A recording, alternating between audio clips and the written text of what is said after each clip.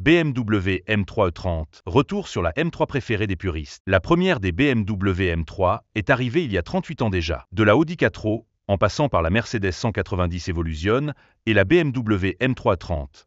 Trois modèles des années 1980 qui ont marqué le début d'une belle tradition de voitures moyennes à forte vocation sportive, portées autant sur la piste que sur la route. Dans le cas de BMW, cependant, la première M3 n'est pas seulement considérée comme la mère de toutes les M3, mais de toutes les M en général. Car même si elle est arrivée un an après la première M5, elle a presque dépassé en popularité, à tel point que beaucoup pensent que la dynastie de voitures de route créée par le département motorsport de BMW est née avec elle. Alors que le modèle de base s'est tourné, pour son développement commercial, vers la Mercedes 190, sa rivale la plus acharnée à l'époque, qui disposait également de versions sportives telles que la 2 litres 316, la M3 est née initialement d'autres besoins. Principalement celui de développer une voiture de compétition capable de concourir en GRA et de perpétuer la tradition victorieuse de la puissante série 6. Comme d'habitude, le développement et l'homologation ont nécessité de s'inspirer d'une voiture de route. C'est pourquoi le département motorsport a décidé de mettre la main sur la voiture la plus récente et la plus compacte de la liste et de lui faire subir son traitement revigorant. Châssis révisé,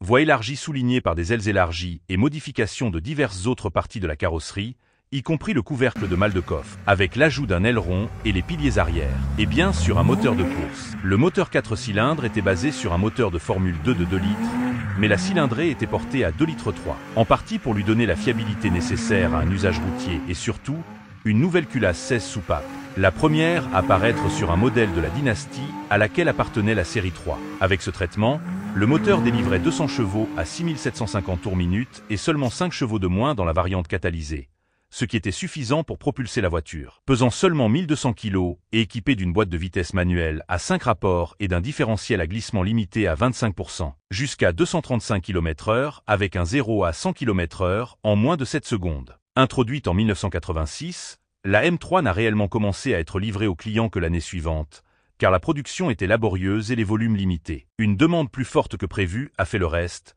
faisant d'elle une voiture immédiatement convoitée et relativement difficile à obtenir. À cela s'est ajouté, au fil du temps, une évolution technique constante qui allait de pair avec une carrière sportive réussie qui a encore accru sa popularité. La première étape remonte à 1988, lorsque la M3 a subi une première révision mécanique déjà approfondie qui a permis d'augmenter la puissance maximale d'environ 20 chevaux. Le modèle modifié à catalyseur a augmenté sa puissance à 215 chevaux et a été appelé Evolution ou, confidentiellement, Evo 1. Elle est arrivée en 1989, juste avant les éditions limitées dédiées aux pilotes Cecotto et Ravaglia, qui ont piloté avec succès les versions de course. La version non catalysée, appelée Evo 2, a été immédiatement disponible avec des performances similaires. Toutes deux atteignaient 240 km/h et se distinguaient par des jantes de 16 pouces, des vitres arrière plus fines et plus légères, un splitter avant plus grand et un aileron arrière supplémentaire. En 1989, c'est une deuxième et encore plus importante mise à niveau qui arrive, accompagnée de l'introduction de la première et unique variante de carrosserie,